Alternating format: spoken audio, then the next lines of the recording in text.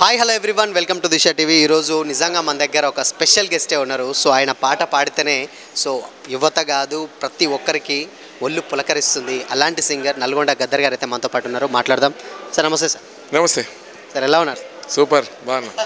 మీరు నిజంగా బాగుంటారు. అండ్ మీరు లేకున్నా మీ పాట ప్రతి చోట వినిపిస్తూనే ఉంటుంది. సో రీసెంట్గా మనందరికి తెలుసు రేవంత్ రెడ్డి గారి సాంగ్, పవన్ కళ్యాణ్ గారిది, ఈవెన్ జగన్ గారిది, ప్రతి ఒక్కటి అంటే గద్దర్ గారు పాడితేనే పాటకు హైలైట్ వస్తుంది అంటున్నారు. అసలు ఏంటి రీజన్? అసలు అట్లా అంతా మీ అభిమానం, జనం ప్రజల నిండు మనసుతోని నా గొంతుని ఆదరిస్తున్నందుకు ముఖ్యంగా దిశ ఛానల్ ద్వారా ప్రజలందరికీ కూడా మరొకసారి చేతులెత్తి నమస్కరిస్తున్నా.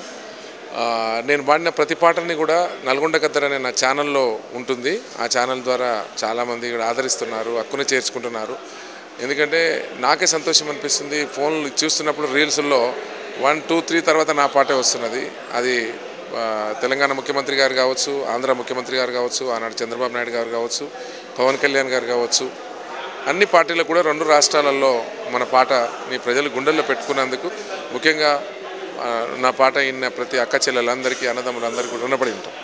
సార్ అంటే బేసిక్గా చాలామందికి అంటే ఈవెన్ 3 రంగుల జెండా కానీ స్టిల్ ఇప్పటికీ వినపడుతూ ఉంటుంది. సో అండ్ గద్దర్ గారిది రీసెంట్గా మీరు ఆయన జరిగిపోయినప్పుడు కూడా ఆ పాట కూడా పాడారు.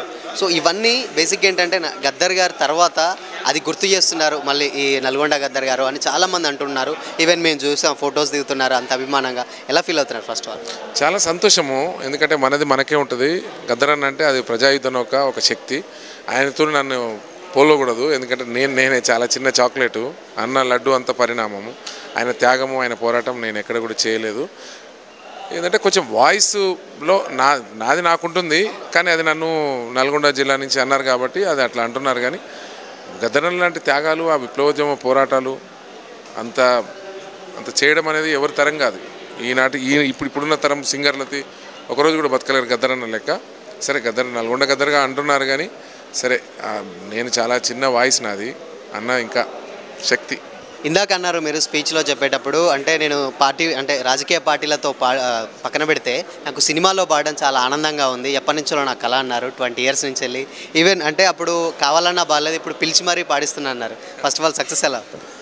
చాలా సంతోషం. మరి సినిమాలో ఈరోజు సూపర్ గుడ్ లాంటి ఒక ఆర్బి చౌదరి లాంటి ఒక ప్రొడ్యూసరు, ఒక చారి గారు, సంగీత దర్శకులు చరణార్జును, ఇటు కాంబినేషన్ కామెడియన్లు అందరితోని మంచి కామెడీ హీరోలు ఉన్నారు. ప్లస్ అది కూడా ఏంటంటే యాదమ్మ సాంగ్ అనేది ముఖ్యంగా నా జోనర్, అది అంటే ఫోక్ ఉంది, అది బాగా.